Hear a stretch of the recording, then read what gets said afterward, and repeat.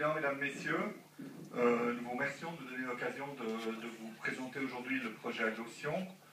On va faire une présentation relativement rapide du projet, puisqu'il a été développé dans le courant de l'année 2011. Il avait été présenté à toutes les communes et notamment aux autorités.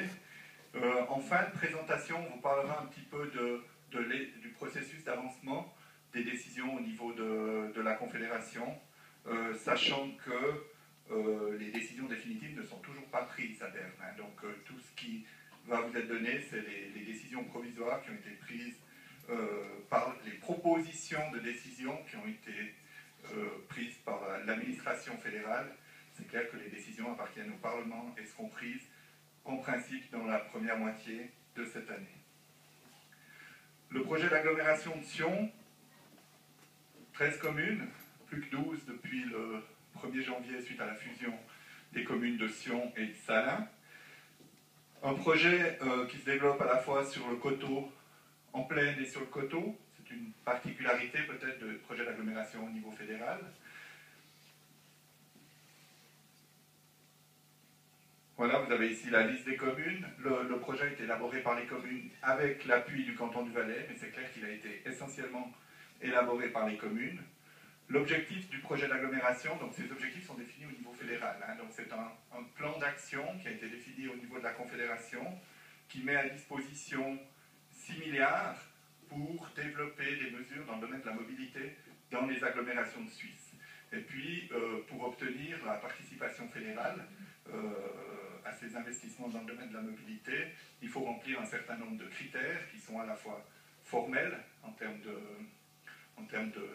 dossiers à présenter, d'éléments à traiter, et puis qui sont à la fois sur le fond, sur la philosophie du projet, donc les objectifs du projet, qui ont été largement fixés par la Confédération. Donc le projet d'agglomération de Sion a défini ses objectifs par rapport à la situation locale. Le but du projet d'agglomération, c'est de planifier le développement dans un cadre de vie valorisé, avec un réseau de transport efficace, et puis sur une longue période, garante d'un développement harmonieux à long terme. On a fait une série d'hypothèses de développement. Le projet prévoit pour 2025 une agglomération qui pourra loger 95 000 habitants et 50 000 emplois. Vous avez ici les chiffres, donc c'est grosso modo 25 000 habitants de plus qu'aujourd'hui dans cette agglomération. Voilà, donc ici vous avez les bases telles qu'elles ont été fixées par la Confédération. 6 milliards de subventions à répartir entre les 50 agglomérations du pays sur une durée à définir, mais en fait on se rend compte que ces 6 milliards permettront probablement de financer les 2 premières générations de projets d'agglomération, c'est-à-dire les mesures qui seront réalisées entre 2011 et 2018.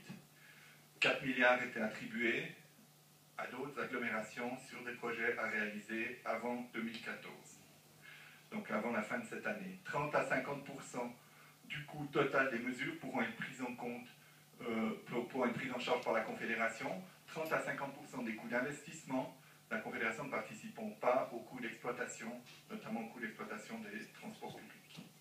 Les conditions qui sont fixées par la Confédération, le projet doit être un projet coordonné, aménagement du territoire, environnement et mobilité.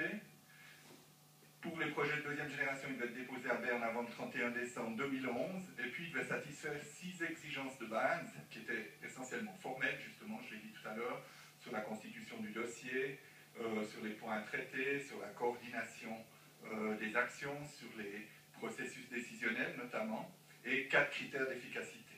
Donc il fallait remplir les 6 exigences de base pour être admis finalement au jugement, et puis ensuite il fallait satisfaire le plus possible les critères d'efficacité pour obtenir le cofinancement. Donc le projet a été déposé dans les délais, les exigences de base ont été jugées comme respectées, et puis les 4 critères d'efficacité ont ensuite été jugés. Donc les 4 critères d'efficacité, c'est, premier critère, que le projet qu'on dépose, qu'on propose, améliore globalement la qualité du système de transport. Ça paraît assez évident, puisque c'est pour ça qu'on le cofinance, il faut qu'il soit efficace. Du point de vue de l'aménagement du territoire, qu'il encourage le développement urbain vers l'intérieur.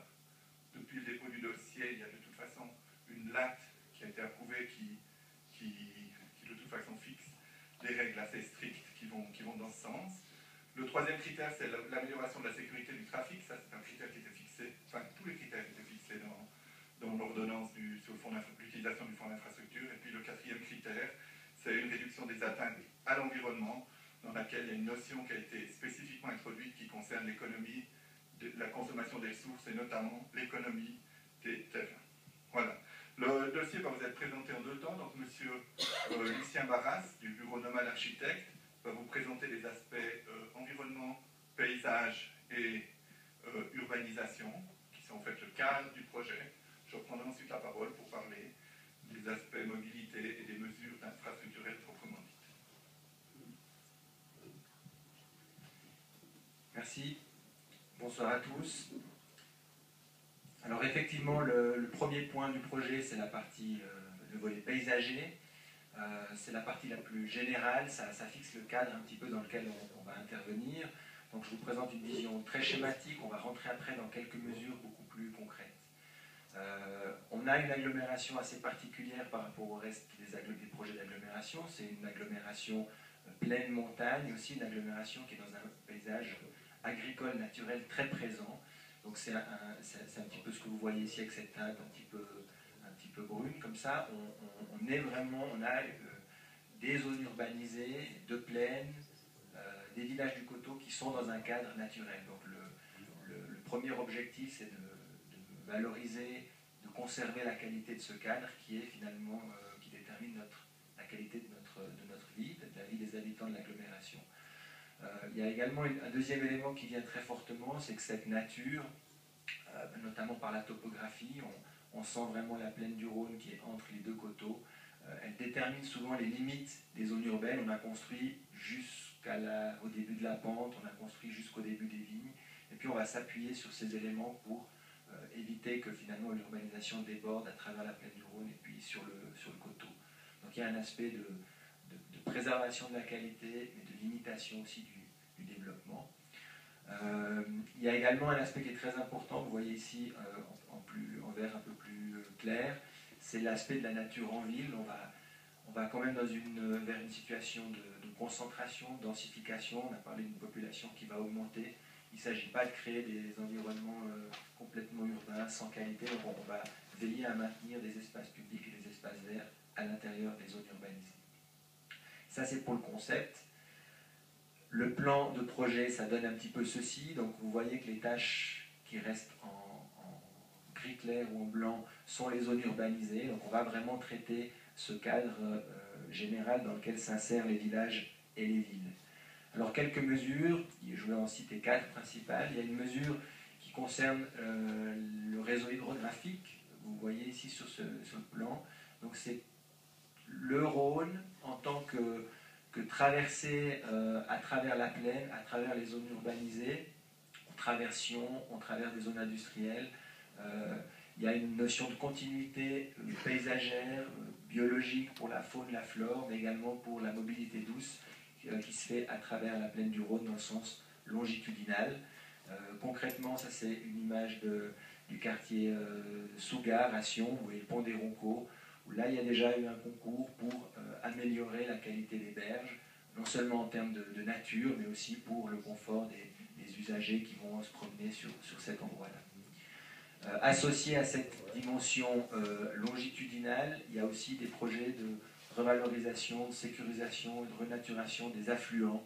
On a la Morge, on a la Borne ou la Lienne.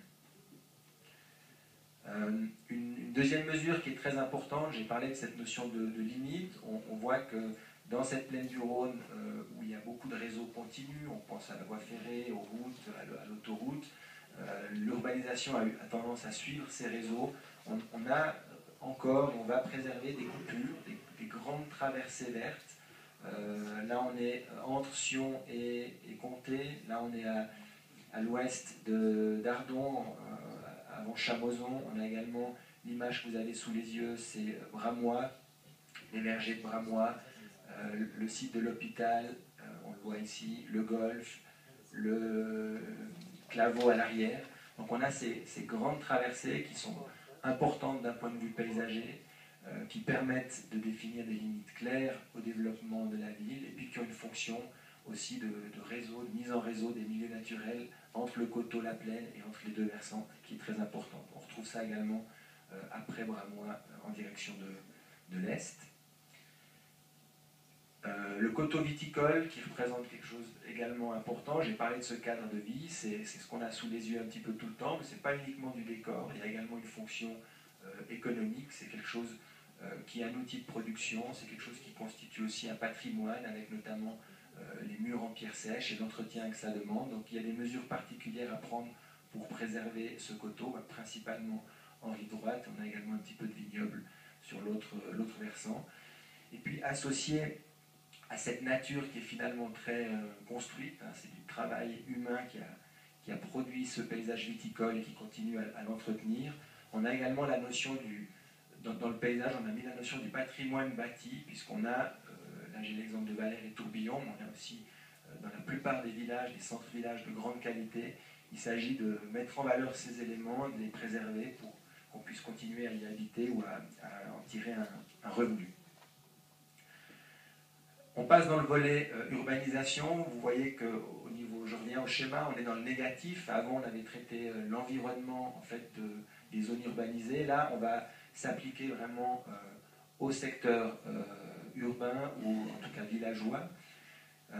Le projet, il stipule en fait, il part un peu du principe que Sion est à un niveau pratiquement de saturation.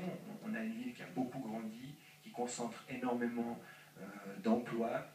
On a quasiment un emploi pour un habitant sur Sion. On est à un stade où il s'agit de gérer la croissance au-delà de la taille actuelle. Pour éviter un petit peu que Sion devienne trop grand, avec après des problèmes de congestion, de saturation qui risquent de poser, on a postulé le partage du développement futur avec un deuxième pôle de plaine qui existe quelque part en taille, puisque la surface de comté Ardon-Vétro, c'est à peu près 400 hectares, c'est équivalent à la surface de Sion. Par contre, on a une réserve de développement pour mettre des habitants, créer des emplois, qui est beaucoup plus importante que sur Sion. Donc on préfère développer deux pôles un petit peu équivalents, et si possible complémentaires plutôt qu'en compétition dans la plaine, clairement délimités, et puis qui sont mis en relation par un espace qui doit rester un espace plutôt vert. On est dans la région de Montorge, la colline des Maladères, et après les îles qui se situent au sud. Donc un bipôle en plaine qui concentre véritablement le développement, notamment en termes d'emploi, puisque la grande majorité des emplois se situent en plaine, mais pas seulement. On aimerait garantir aussi un certain équilibre entre la plaine et le coteau. Puis pour cela, on a identifié des centralités plus régionales sur le coteau qui sont déjà placées à des points de convergence. On va en développer l'un ou l'autre, mais notamment Grimisois, puisqu'on se situe tout près. C'est le point de convergence entre Arba, Ayen et les stations qui sont au sud. Donc on voit qu'on peut amener une partie du développement qui a tendance à se faire en plaine jusque dans ces secteurs, notamment Avé, qui est aussi la porte d'entrée du Val d'Airain. Et l'idée, c'est de conserver en tout cas dans ces communes du coteau les activités locales, les services à la population locaux pour éviter que finalement tout se concentre en plaine et que tout le monde doive se déplacer forcément en plaine. Alors au-delà du concept, ça représente ceci quand on applique le territoire avec les zones. La première mesure que propose le projet, c'est une mesure finalement de limitation. On a défini qu'on a la capacité, avec les zones actuelles, pour absorber l'accroissement de la population et l'accroissement des emplois dont a parlé César Conforti tout à l'heure.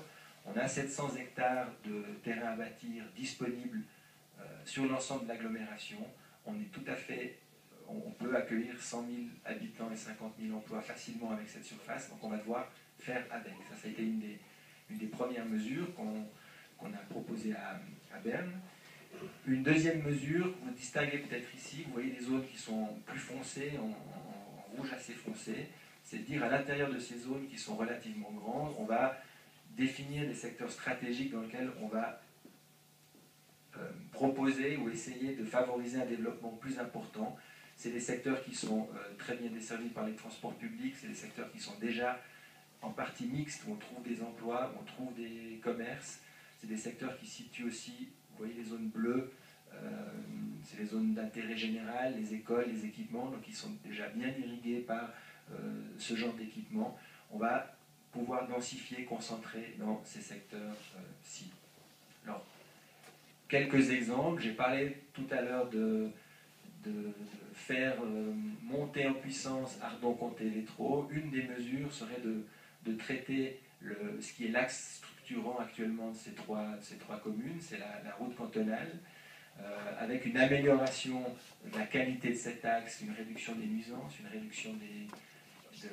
amélioration de la sécurité, pour pouvoir finalement profiter de cette très bonne desserte, de cette concentration, pour avoir une mixité d'emplois, d'habitation et de places de travail, aussi peut-être une mixité plus importante dans des zones comme la zone commerciale, qui pourrait très bien accueillir au-dessus des commerces un étage ou deux de logement.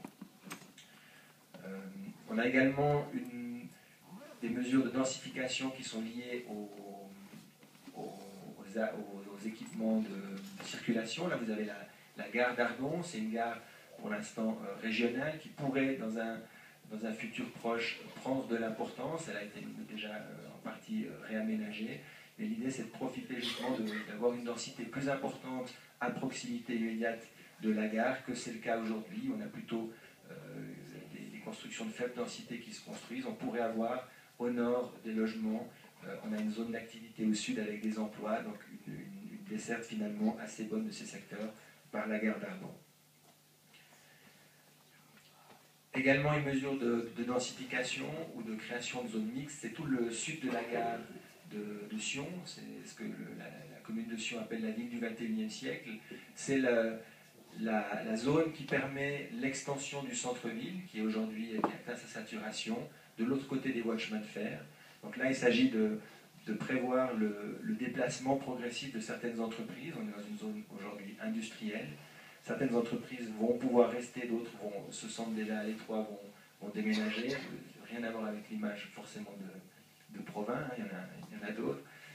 Donc il s'agit d'assurer un peu cette transition, le départ d'industrie, des commerces, des logements qui doivent s'intégrer dans ce quartier, avec des questions de nuisance, de création d'espaces publics qui vont se poser. Également la perméabilité des voies CFF. Aujourd'hui, c'est toujours un obstacle assez difficile à franchir entre le nord et le sud. On doit pouvoir, depuis le centre-ville, rejoindre le sud et atteindre le Rhône qui sera réaménagé de manière plus facile. J'ai parlé de ces centralités périphériques. Là, on quitte la plaine, on est justement à Grimizouat. On a cette convergence naturelle autour du centre commercial. Plusieurs axes de transport se rejoignent. C'est un point qui est devenu un point d'attraction régional en termes de commerce, en termes de services. On a des équipements qui sont relativement anciens et qui fonctionnent très bien. Il s'agit de mettre en relation ce genre de lieux avec la plaine, notamment en faisant peut-être aboutir une ligne de transport public d'agglomération dans ces secteurs. On peut imaginer aussi une forme de densification autour de ces nouveaux centres. Quelque part, les centres de village sont peut-être moins attractifs. Là, on a un nouveau centre économique qui s'est créé. Ça peut aussi devenir des portes d'entrée vers la plaine avec, s'il y a un bus performant, peut-être à terme des parkings qui permettent de laisser sa voiture si on vient d'Arba et puis de terminer le trajet en bus, par exemple. Je crois que j'ai encore deux mesures. C'est également, il y a eu un travail, une réflexion sur les zones d'activité. Actuellement, elles sont relativement morcelées. Chaque commune a ses zones plutôt concurrentes. Il s'agit d'essayer d'avoir une vision un petit peu régionale pour trouver le meilleur emplacement pour chaque entreprise en fonction soit de leurs besoins, soit des nuisances qu'elles provoquent. Là, j'ai pris la zone de Luto à Uvrier comme exemple. On a des équipements qui produisent énormément de chaleur. À terme, il y a un potentiel pour regrouper des entreprises qui auraient des besoins d'énergie sur ce secteur, donc créer un pôle d'écologie industrielle où on a des échanges entre entreprises sur le secteur de Luto. Dans d'autres secteurs, on va chercher à regrouper des entreprises qui produisent des nuisances ou alors qui ont besoin d'une forte accessibilité. Ça permet aussi de répartir un petit peu les emplois sur le périmètre de l'agglomération entre Saint-Léonard et Ardon, puisque chaque commune a des surfaces industrielles en suffisance. Et puis un dernier point, dans les secteurs d'habitation, il y a un potentiel pour améliorer l'intégration des constructions dans le paysage, soit au sein même des zones à bâtir, soit dans certains secteurs qui sont sensibles, proches des milieux viticoles, proches de la nature. Donc il y a un travail à faire, on appelle ça d'intégration paysagère, qui sont plutôt des règles liées aux aménagements extérieurs, à la perméabilité ou à la compatibilité entre certains aménagements qu'on fait et puis l'environnement qui est naturel. Merci. Donc, par rapport à... Je crois que cette partie a bien illustré comme quoi le projet devait être un projet pluridisciplinaire, qui devait proposer un projet de développement territorial, que ce soit naturel ou construit. Et sur cette base, il s'agit maintenant de proposer des infrastructures de transport. Donc toutes les mesures qui vous ont été citées tout à l'heure ne sont pas cofinançables par la Confédération. La Confédération se limite à financer les mesures infrastructurelles de mobilité, mais des mesures qui vont permettre ce développement, qui vont favoriser ce développement et puis surtout qui vont permettre que ce développement reste maîtrisé, notamment en termes de développement de la circulation, d'augmentation de la circulation, de réduction des nuisances.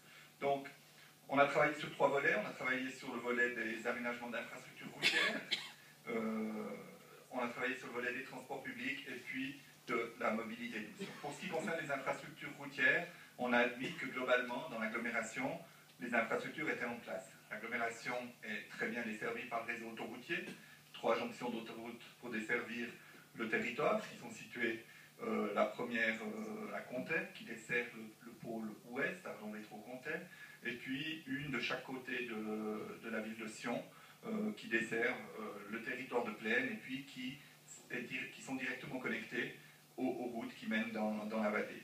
On a par contre admis qu'il y avait des mesures à prendre dans les centres, dans les milieux urbains, notamment en termes de protection, d'amélioration de la sécurité, de réduction des nuisances, de réduction des vitesses.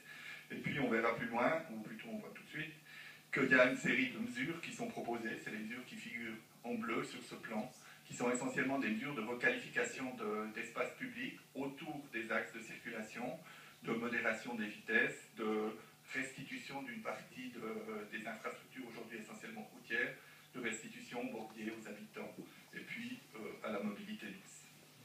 Donc ce projet a été, pour ce qui est du réseau routier, il y a une série de mesures qui ont été identifiées, qui prévoient un réaménagement à peu près systématique de tous les axes de réseau routier de l'agglomération. C'est à ce stade qu'interviendra en particulier le canton, puisque la plus grande partie de ces axes sont des axes cantonaux, c'est-à-dire que c'est le canton qui sera chargé de la mise en œuvre des mesures, avec évidemment un appui de la Confédération pour les aspects financiers.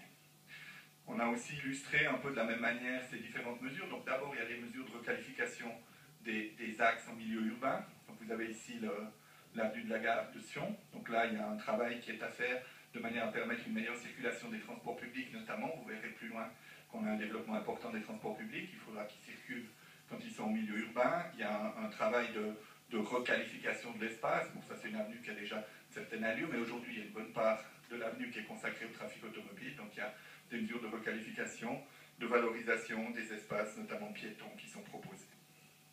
Ensuite, il y a un travail qui est fait sur les axes d'entrée en ville.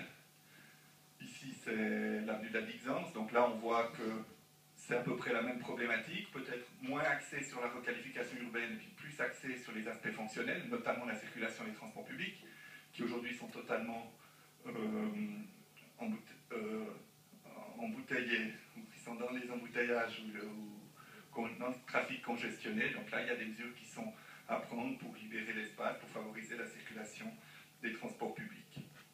Il y a une mesure de franchissement du Rhône qui est située au sud de la ville, qui permettra d'accéder directement à la zone située sous gare, de manière justement à décongestionner ces axes qu'on vous a montrés tout à l'heure, et notamment l'axe de la Dixence. Cette mesure n'a pas été acceptée par la Confédération, j'y reviendrai tout à l'heure.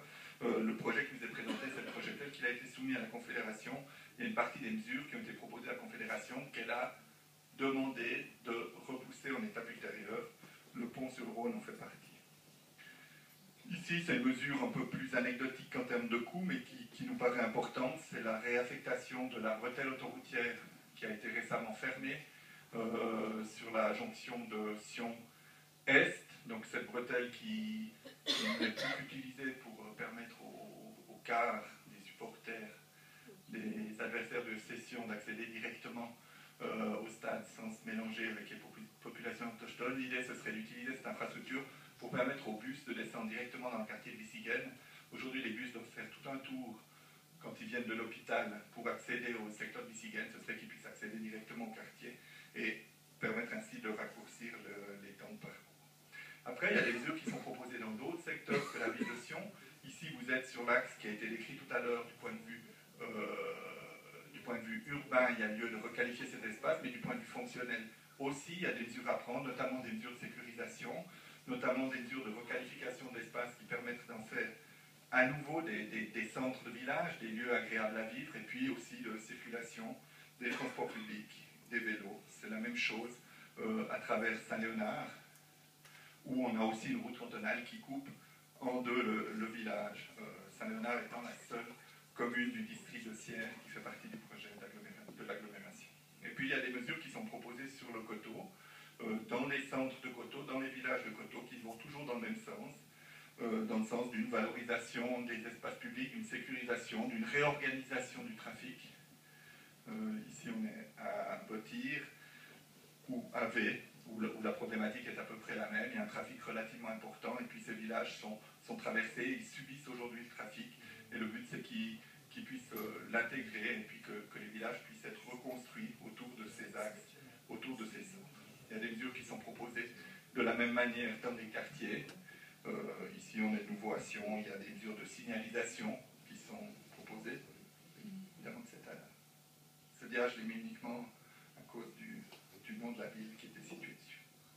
Voilà. Et puis après, il y a encore tout un concept de stationnement qui est aussi réorganisé avec des parkings à proximité immédiate de la ville de Sion qui permettent ensuite de se rendre en ville de Sion à pied. Et puis il y a aussi tout un concept de parking d'échange qui est directement connecté au réseau de transport public.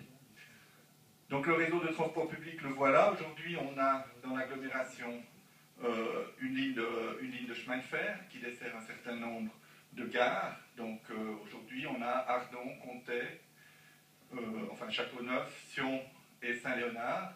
L'objectif, c'était de créer une nouvelle gare à proximité de l'aéroport qui servirait à la fois à desservir l'aéroport, mais aussi à desservir tous les quartiers résidentiels qui sont situés au nord des voies CFF à cet endroit, et puis de mettre en place un RER qui évidemment ne circulerait pas que dans l'agglomération de Sion, qui desservirait une ligne valaisanne, mais qui dans l'agglomération permettrait d'avoir un train toutes les demi-heures qui desservent chacune de ces gares. Parallèlement, et en relation avec ces gares, il y aurait un réseau de transport public pour toute l'agglomération qui en fait remplacerait ou étendrait le réseau des bus sédunois d'aujourd'hui, avec un certain nombre de lignes qui sont esquissées ici. Donc c'est la ligne rouge qui desservirait la plaine, Ardon, Vétro, Comté, Sion, et puis qui irait dans le détail jusqu'à l'hôpital. Des lignes qui circuleraient à la cadence du quart d'heure, et puis ensuite il y aurait des lignes à la demi-heure, c'est les lignes oranges qui desserviraient tous les pôles de coteaux entre eux. Et puis ensuite il y a aussi un concept qui vise à porter réflexion sur des liaisons verticales mécanisées vers les stations, qui figure ici en vert. C'est une étude qui a été menée par le canton en parallèle du développement du projet d'agglomération, et puis une amélioration des lignes de bus vers les stations, qui, elles, se feraient en fonction des saisons et en fonction de la demande.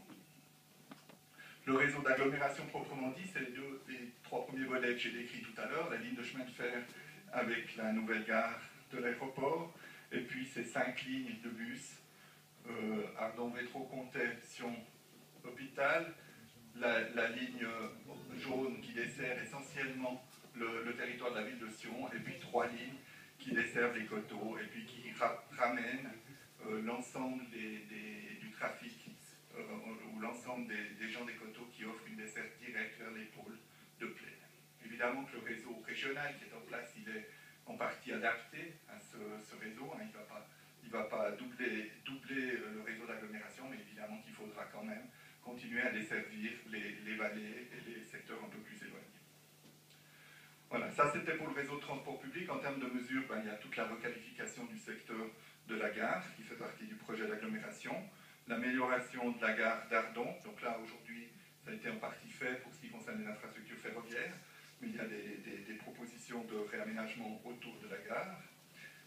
La mise en place du réseau de bus, dont j'ai parlé tout à l'heure, qui ne desservira plus uniquement le territoire de la commune de Sion. La mise en place d'une communauté tarifaire qui permettra de prendre tous les transports publics de l'agglomération avec les mêmes types de transport. Et puis pour terminer, il y a aussi des mesures qui sont proposées dans le domaine de la mobilité douce. Donc là, la mobilité douce, c'est à la fois les développements à pied et à vélo. Pour ce qui est du projet d'agglomération, on s'est essentiellement concentré sur les développements à vélo, partant du principe que les développements à pied, c'était plutôt des mesures de requalification locale dans les communes. Il y a toutes les mesures que j'ai décrites tout à l'heure d'aménagement du réseau routier qui favorisent les développements à pied. Et puis il y a des mesures ponctuelles qui doivent être proposées par les communes et pour lesquelles on n'a pas demandé de cofinancement à la Confédération. Pour les vélos, par contre, on a identifié qu'il y avait l'opportunité de créer 3 liaisons prioritaires est-ouest en plaine. Donc la première, elle existe, elle est le long du Rhône, mais elle a une vocation plus de tourisme et de loisirs que réellement utilitaire de développement quotidien. Pour les développements quotidiens, on a identifié qu'il fallait requalifier l'axe T9 qui est situé le long de la demande. C'est clair que si on veut inciter les gens à se développer en vélo, à se déplacer en vélo tous les jours, il faut mettre ces liaisons aux endroits où les gens habitent et où les gens travaillent. Et puis il y a une liaison parallèle qui est proposée, qui utilise les réseaux un peu plus secondaires au sud de la ville de Sion et puis entre Ardon et Métro-Comté à la hauteur de l'école d'agriculture. Voilà. Ici, il y a le détail du réseau cyclable tel qu'il est proposé. Donc sur chacun de ces tronçons, il y a des aménagements qui sont proposés, qui sont soit des aménagements de pistes en site propre, soit des aménagements de bandes sécurisées. Donc il y a la T9 aussi, là, qui mérite d'être requalifiée. On voit qu'aujourd'hui, il y a des bandes qui sont peintes, hein, c'est clair, le long de la route cantonale. C'est clair qu'en termes de sécurité, en termes de confort, c'est pas optimal, en tout cas aux heures à fort trafic. Donc là, il y a la proposition de créer une piste en site propre, détachée du réseau routier. Voilà, il y a des aménagements qui sont aussi proposés sur les autres axes. Je ne vais pas entrer dans le détail. Ici, je pourrais répondre aux questions si c'est nécessaire. Il y a des aménagements qui sont proposés le long des cours d'eau perpendiculaires qui ont l'avantage de ramener presque systématiquement sur les gares. Et puis, dans les localités, il y a des aménagements spécifiques qui sont proposés pour les piétons, pour le stationnement vélo aussi, qui a un certain nombre de mesures de stationnement qui sont proposées dans tous les secteurs de l'agglomération. Il y a une proposition d'extension du réseau de VéloPass. Je vois que cette carte, elle marche toujours aussi bien. Donc ici, on avait voulu vous présenter une carte de synthèse. Je ne sais pas pourquoi elle est devenue noire comme ça, mais normalement elle était en couleur. Le dossier a été présenté sous forme d'un rapport technique d'environ 300 pages, d'une série de plans. Il a été et puis d'une série de fiches qui décrivent dans le détail chacune des mesures qui est proposée. Sur ces fiches, il y a un calendrier, il y a les objectifs, il y a les coûts qui sont proposés. Et puis c'est sur cette base que la Confédération a pu évaluer le projet. Une des spécificités du projet d'agglomération sédunois, c'est qu'il a été approuvé par la population dans son concept, mais il a été approuvé dans toutes les assemblées primaires et les conseils généraux du district. C'est certainement un élément qui a eu son importance à Sion. Il y a eu une consultation publique, il y a eu des présentations publiques. Le processus d'élaboration a été relativement rapide. Donc, je l'ai dit ou je ne l'ai pas dit au départ, il y avait différentes échéances auxquelles on pouvait déposer des dossiers d'agglomération. C'était à la fin 2007, à la fin 2011, à la fin 2015. Donc, fin 2007, l'agglomération de Sion n'avait pas participé au premier programme de projet d'agglomération. Fin 2011, vous avez ici la manière dont le projet a été développé. Donc, le mandat a été lancé à la mi-2010 par l'ARS. Entre les mois de mars et avril 2011, il y a eu une première évaluation qui a été faite par la Confédération, qui était plutôt positive, mais qui recadrait un certain nombre d'éléments par rapport au dossier tel qu'il était présenté. Parallèlement, il y a eu cette consultation publique. Non, il y a eu la consultation des conseils communaux et du Conseil d'État, des services de l'État. Entre juin et juillet, il y a eu des séances d'information et la consultation publique, c'est les images qu'on vous a montrées tout à l'heure. Et puis le dossier a été formellement validé par le comité de pilotage au début novembre, puis validé dans tous les législatifs communaux, et puis par le Conseil d'État. Le 31 décembre 2011, le dossier a été déposé à Berne. Qu'est-ce qui s'est passé après? Donc après, il y a eu 2 séries de questions qui ont été posées par la Confédération en mars et puis en juin 2012. La première qui était des questions plutôt de compréhension du projet. En juin, c'était plutôt des questions financières liées au coût des mesures, à la manière dont on avait évalué ces coûts. Ensuite, on n'a plus de nouvelles jusqu'en juin 2013, où on a reçu justement ce rapport d'examen provisoire de la Confédération. Ce rapport a été suivi d'une séance à Berne le 17 juin 2013. Et puis, le 26 juin 2013, le Conseil fédéral, dans sa conférence de presse hebdomadaire, a lancé la procédure de consultation et puis a annoncé les propositions des rapports d'examen provisoire. Donc, ce qui a été annoncé à ce moment-là, c'est que 35 projets étaient retenus sur 41. Donc, il faut savoir que sur ces 41 projets, 26 projets étaient des projets qui avaient été déjà déposés en 2007, donc qui étaient des compléments de projets. Et puis, sur les 15 nouveaux projets, il y en a 9 qui avaient été retenus. Il y a 1,5 milliard de francs qui seront attribués à ces différents projets pour un taux de cofinancement de 30 à 40%. Pour l'agglomération de Sion, ça a été dit tout à l'heure, c'est 40% d'environ 80 millions de francs de mesure, donc en gros c'est 30 millions de cofinancement. Voilà. Ce qui va se passer, la suite de la procédure, le 31 octobre, la procédure de consultation a été terminée. Donc évidemment que dans le cadre de cette consultation, les différents cantons se sont prononcés. Les prises de position sont essentiellement focalisées sur les projets pour lesquels des mesures importantes avaient été refusées, ou bien des projets qui avaient été complètement refusés par la Confédération. Pour ce qui est de l'agglomération de Sion, on a eu très peu de revendications à Berne, puisque globalement le projet a été bien reçu. Donc vous avez vu qu'on avait le taux maximal des taux attribués, donc de 40%, et puis qu'on avait quasiment toutes les mesures importantes qui étaient acceptées. Ensuite, il y avait aussi un phénomène assez simple de seuil qui faisait que si on avait 1 ou 2 millions supplémentaires, on perdait 5% sur le taux de cofinancement, ce qui fait qu'on n'a pas du tout bougé dans le cadre de cette consultation. Fin 2013, les services devraient avoir rendu leur rapport final. Évidemment, ce rapport n'a pas été communiqué aux agglomérations. Et puis, ce qui était prévu, c'était qu'en mars 2014, l'Assemblée fédérale valide l'arrêté qui décidait définitivement d'attribuer ces montants aux différentes agglomérations. On verra si c'est mars 2014 ou si c'est juin 2014, mais ce sera en principe dans le premier semestre de cette année. Ensuite, les agglomérations auront 4 ans, entre 2015 et 2018, pour mettre en œuvre les mesures qui ont été proposées, qui ont été retenues. Donc, quand on dit les agglomérations, dans le cadre de l'agglomération de Sion, c'est les communes et le canton. Donc, ce qui est prévu, c'est que les partenaires mettent en œuvre les mesures de leurs compétences, qu'elles soient cantonales ou qu'elles soient communales, et puis que l'agglomération, finalement, s'assure uniquement de la cohérence des projets tels qu'ils sont présentés avec le projet initial de l'agglomération. Et puis, il y a juste un dernier point qui est cité ici du point de vue du calendrier, c'est qu'en juin 2016, c'est le délai pour rendre à la Confédération les projets de 3e génération.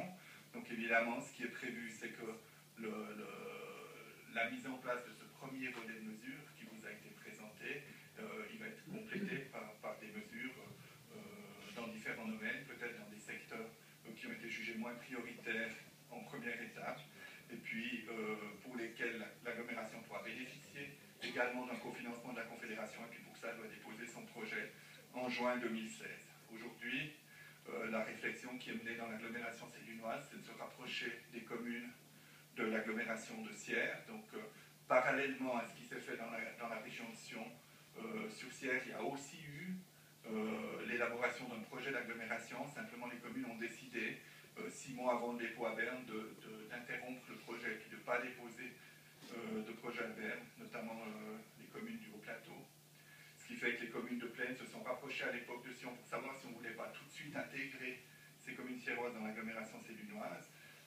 À l'époque, les communes de l'agglomération de Sion ont jugé que c'était un gros risque pour elles, qui avaient finalement terminé la consultation publique de ce projet, et puis qu'il valait mieux déposer le projet tel quel à Berne pour 2011, mais qu'on pouvait envisager une extension du projet d'agglomération au Valais central pour la 3e génération, c'est-à-dire pour 2016. C'est aujourd'hui le processus qui est en cours.